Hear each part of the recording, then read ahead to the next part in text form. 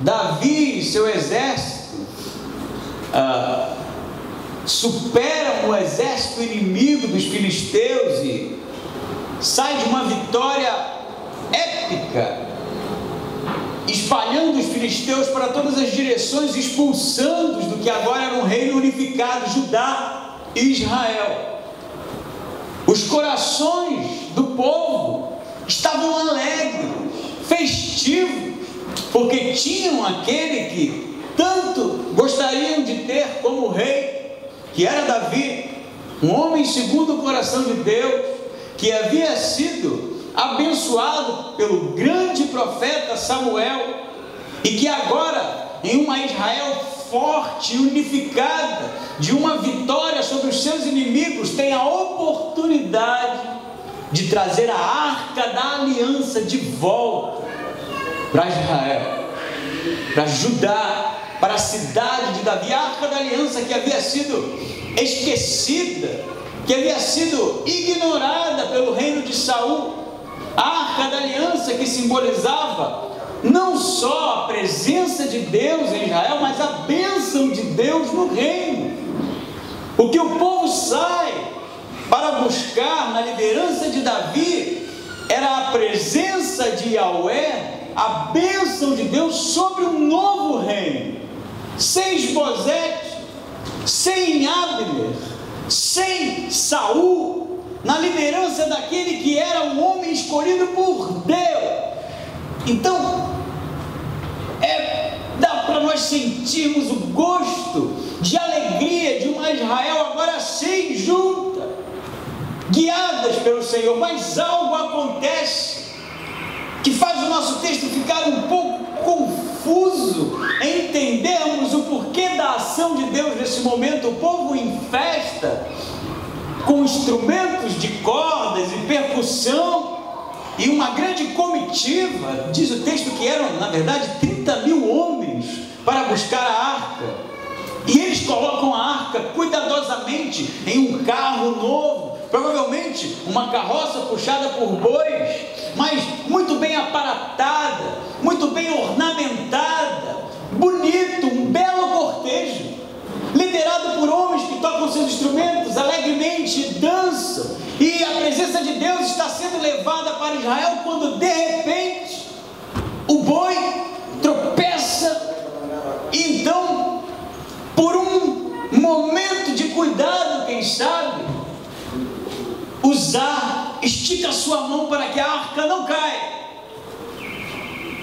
e de repente a ira do Senhor, em um momento de festa, de alegria, de regozijo, se acende contra Uzá e ele cai morto. Então Davi, sem entender o que está acontecendo, sente medo.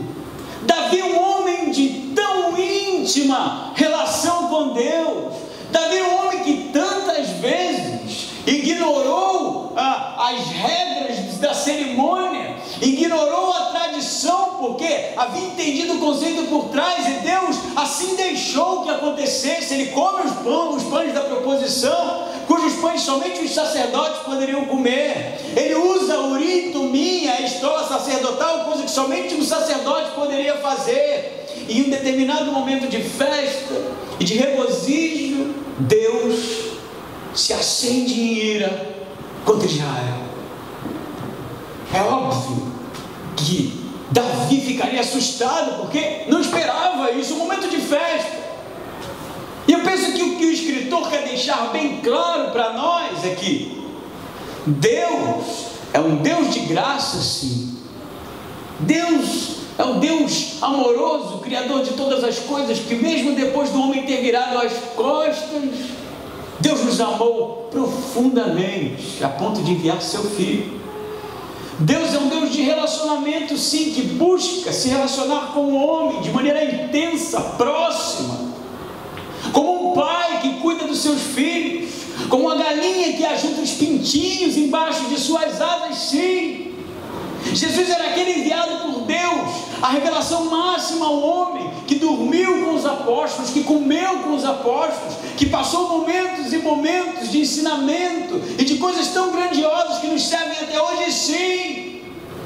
Deus é um Deus que apesar do seu poder e sua soberania, olha para nós com olhos tão esperançosos, tão carinhosos, atentos aos nossos pedidos, às nossas ansiedades. Mas Deus é santo, e nós não podemos esquecer disso.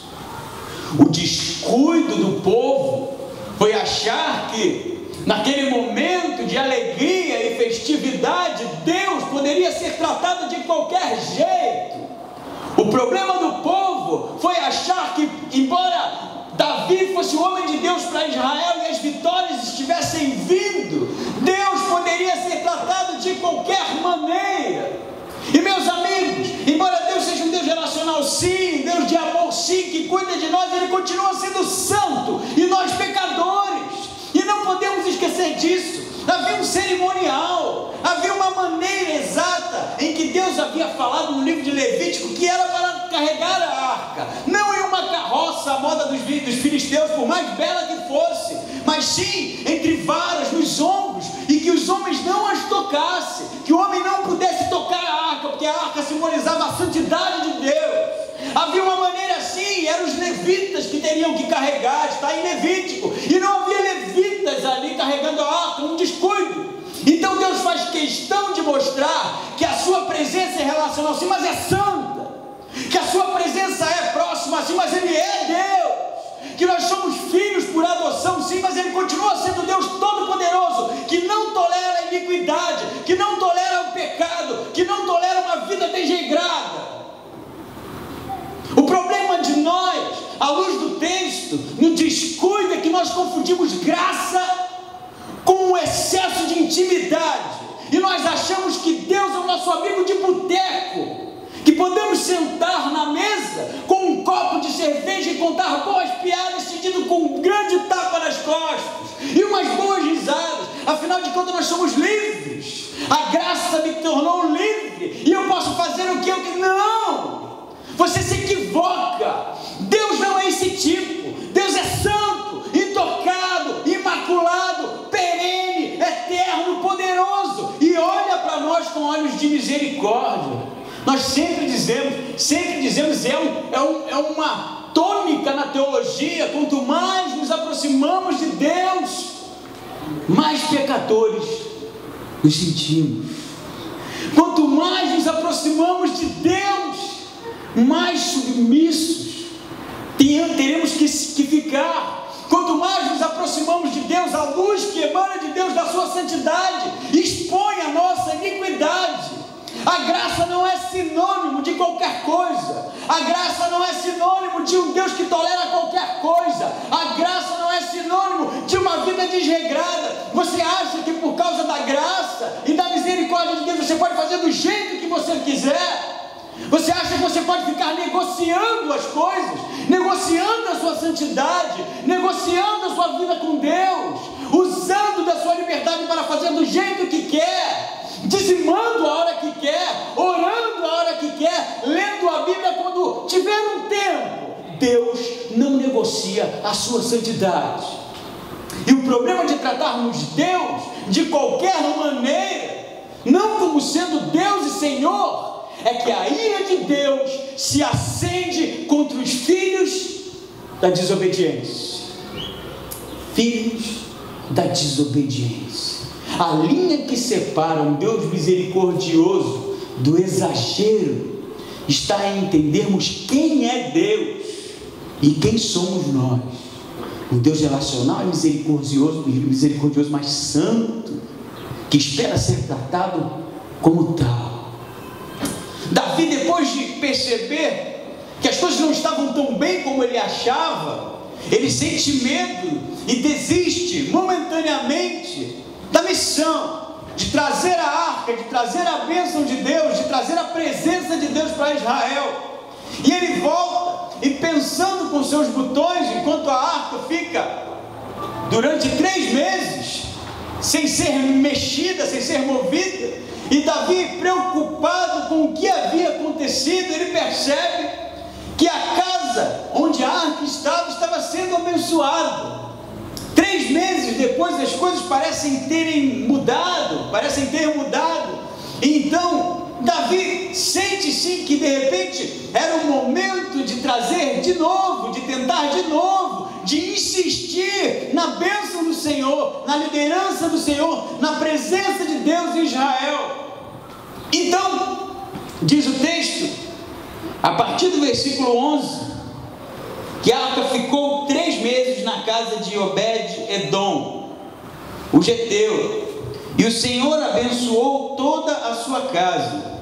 Então informaram a Davi: por causa da arca de Deus, o Senhor abençoou a casa de Obed-edom e tudo quanto é dele. Davi então foi com alegria, fez subir a arca de Deus desde a casa de Obed-edom para a cidade de Davi. Quando os que levavam a arca do Senhor davam 6 passos, ele sacrificava um boi e um animal gordo. E Davi dançava com todas as suas forças diante do Senhor, vestido um colete de linho. Assim Davi e toda a casa de Israel subiam trazendo a arca do Senhor com júbilo e ao som de trombetas.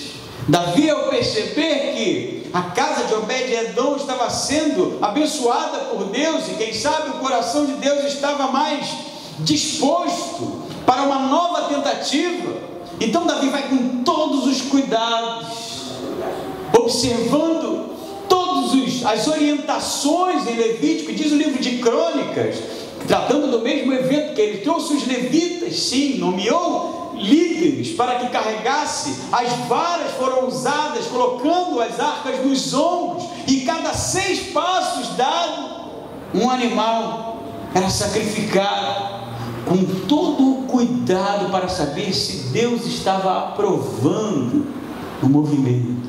E quando Davi percebe que nada havia se acendido da parte de Deus, se tratando de ira, então ele, feliz por ter o seu movimento, a sua decisão de trazer a arca aceita pelo Senhor, a Bíblia diz que ele dança. Mas ele não dança qualquer dança, ele dança com toda a sua alma, com movimentos frênetos, com movimentos profundos, e liberando o povo com uma simples roupa de linho. Ele dança e canta e grita e se alegra com o povo, e a arca vem sendo trazida para Israel, e a bênção do Senhor vem sendo trazida sobre o reino de Davi, e a presença de Deus vai se fazer de novo no seu auge do reino, de novo na liderança do povo, assim como foi em um determinado momento. Que trazer a bênção de Deus, que conquistar a atenção de Deus é fácil. Será que nós confundimos graça com isso? É sim verdade que Deus espera ansiosamente, como na parábola do filho pródigo, que os seus filhos se voltem para Ele e voltem para casa, e Ele receberá de braços abertos. É óbvio que Deus espera sim que nós possamos nos arrepender das nossas falhas, dos nossos erros, e possamos andar, caminhar na direção dos seus braços. É sim, Ele espera, mas não é tão fácil, não. Não pense você que qualquer falso arrependimento, que qualquer falso movimento na direção de Deus é aceito, é tolerado. Davi dava 6 passos e sacrificava um animal. Você sabe o que isso quer dizer? Quantos animais tiveram que morrer para que a misericórdia de Deus se voltasse para Israel? Você sabe quantos animais inocentes tiveram que morrer para que a presença de Deus se fizesse no reino? Você sabe quantos inocentes tiveram que morrer até hoje para que nós tivéssemos acesso ao Evangelho? Você sabe o que Jesus, inocente, justo, teve que carregar sobre suas costas para que nós fôssemos alcançados? Você sabe quem Ele era, o que Ele suportou? E está claro que nesse texto os animais inocentes morrem, representando aquele que seria o justo inocente que morreria em nosso lugar. Não foi simples, não foi barato, não, o preço foi extremamente caro. Por isso Davi se alegra, porque apesar de vidas inocentes estarem sendo ceifadas, ele conseguira, enfim, a bênção do Senhor. E nós tratamos Deus como lixo. Nós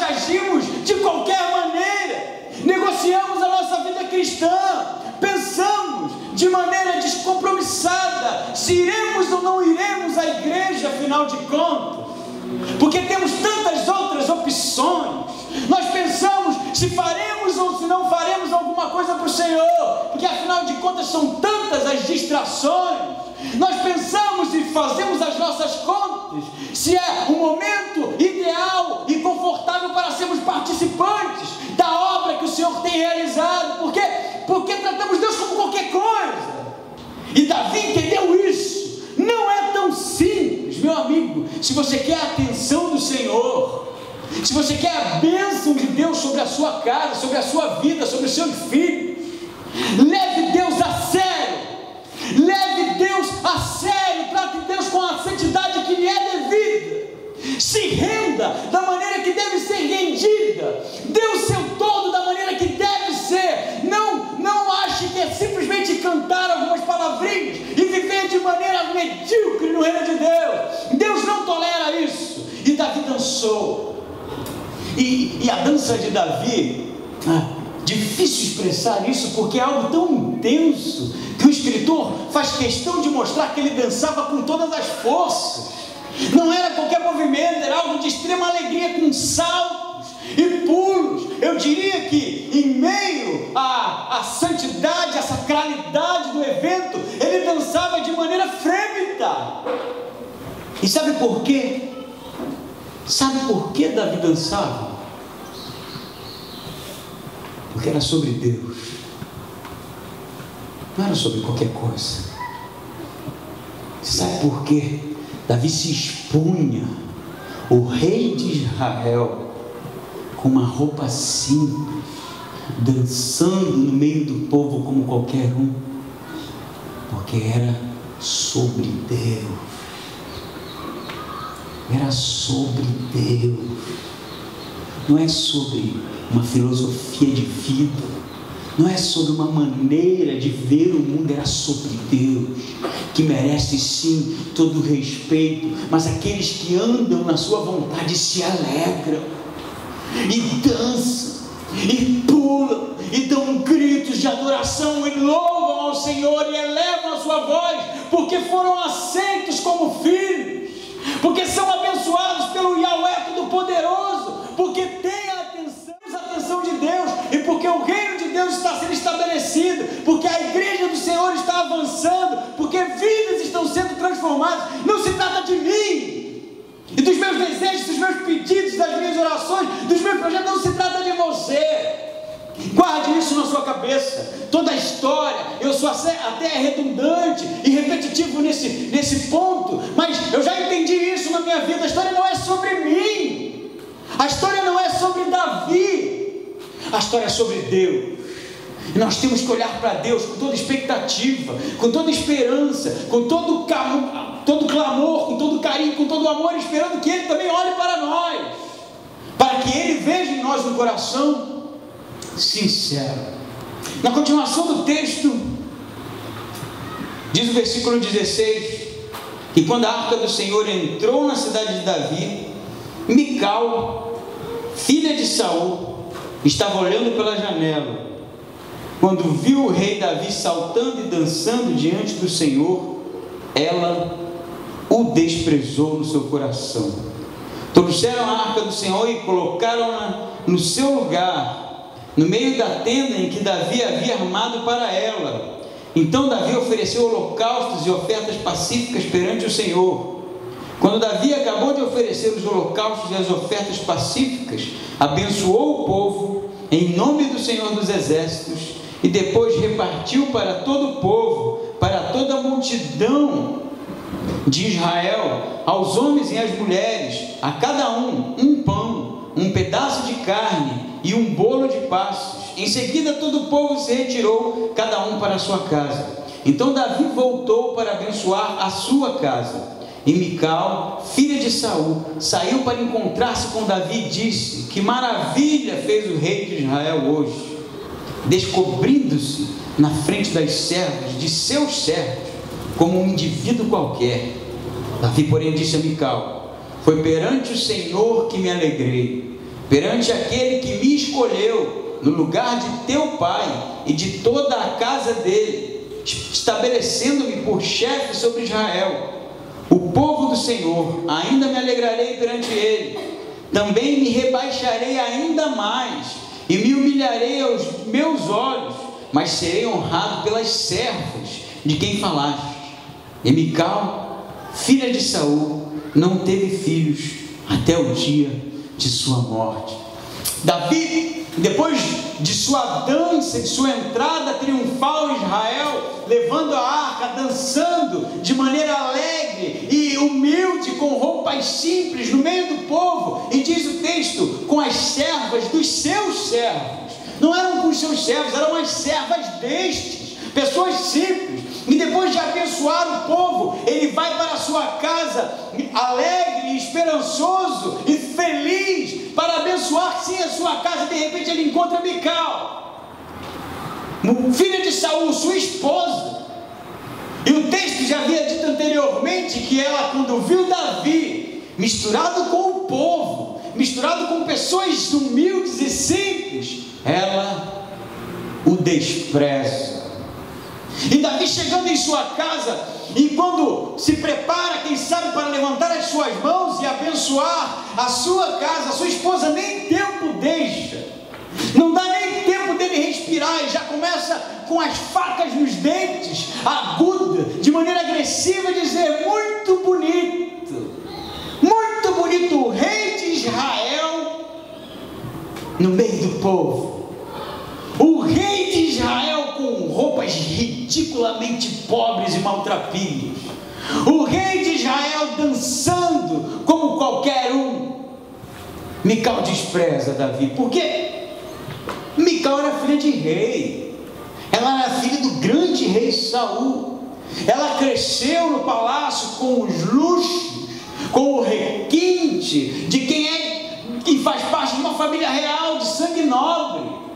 Mical esperava, quem sabe, que Davi entrasse em Jerusalém com trajes reais, com a roupa de um rei vencedor, em cima do seu cavalo de raça, belo, musculoso, seguido por aqueles que são liderados por ele, e sim trazendo a arca como aliança, como uma presença de Deus em Israel. Mical esperava isso, porque era assim que ela tinha aprendido, era assim que seu pai se comportava.